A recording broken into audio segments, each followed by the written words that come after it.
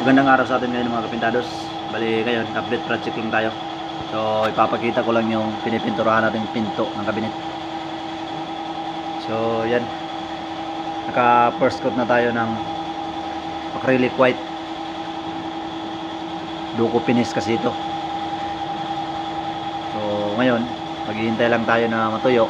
Magsisikan coat na tayo. Pero bago natin ito isikan coat, ay lilihain muna natin ito ng number 400 para malinis, saka tayo mag-scan coat. Yung dalawa doon, natapos na natin yan i-scan coat.